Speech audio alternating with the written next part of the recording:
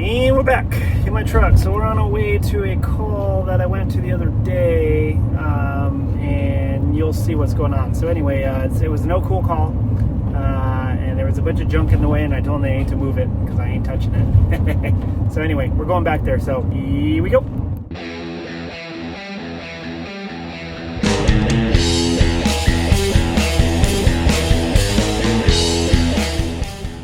So thermostat's blank. Alright, so we're up here and you can see this is all full of water. And so it's tripped this switch. So we're gonna go ahead and use my little drilled transfer pump for the first time. So hopefully this works. Okay, so I got my hose ran all the way outside and we have our drill hooked up. Man, this is gonna be sick.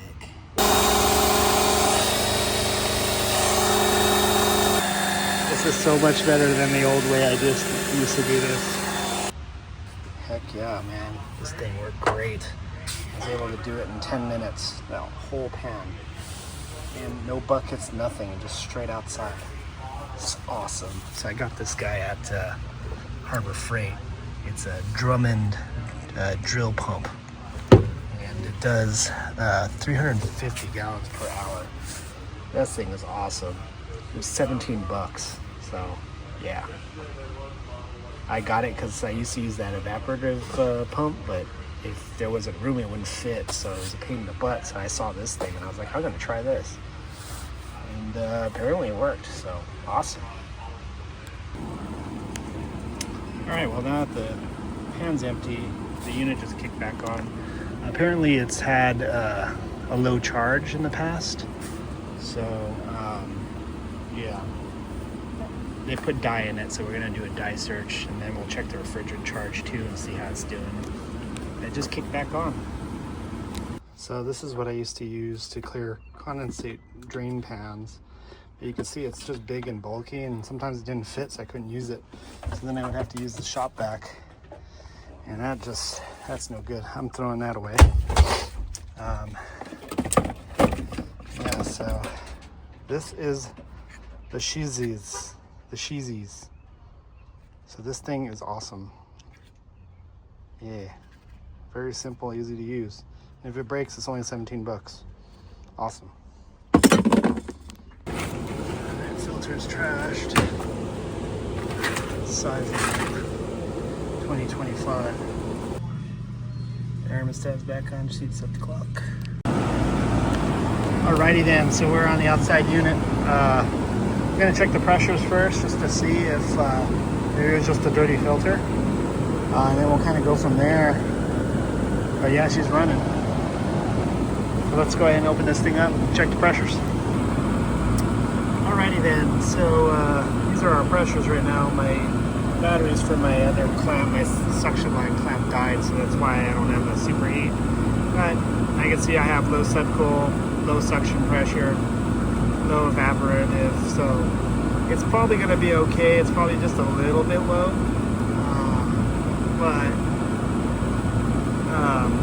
that filter is what did it in. That's probably what froze it up. So we need to see, we need to put more refrigerant in it, but we need to see if we can find that leak. So we're going to do a leak search first and then kind of go from there. So I'm going to cut off this outdoor unit and then we'll go from there.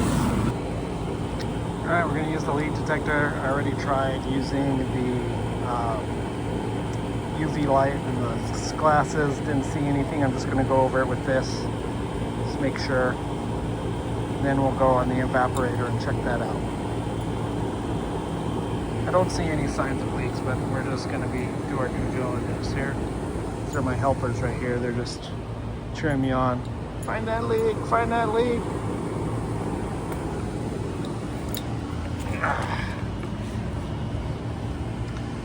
They like the reflections of all my screens. That's what they're after. There's nothing there, dude. Oh yeah, there is. I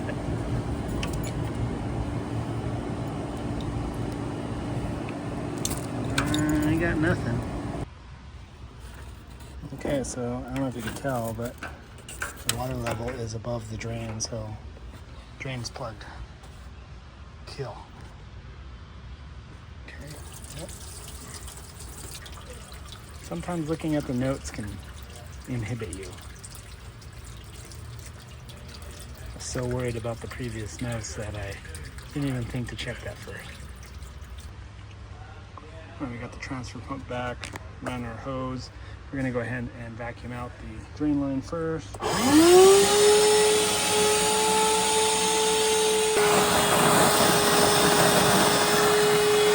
all full of water.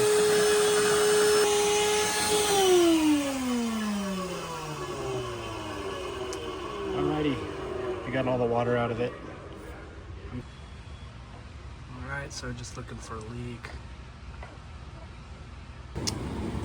Well, I completed a leak search with the UV light, and I've tried it with the forensics detector, and nothing. So, got the condensate drain cleaned out, so that should drain out. Got the water all sucked out of there. So yeah, we're gonna go ahead and monitor this and kind of go from there. The charge is still a little bit low. So we got to see what they want to do about that, but I'm going to recommend that we just do a recovery and do a nitrogen sweep or a nitrogen pressure test. See if we can find it that way. Anyway, yeah. Alrighty, so we talked to our clients and they don't want to add refrigerant. They don't want me to do a nitrogen thing. They just are going to wait till it dies and then consider replacement. So it is what it is, but at least we got the condensate part fixed. Probably should have checked that. I did look at the notes before and I did see that they put dye in it, so that kind of gave me some tunnel vision. So just be careful with that, you know.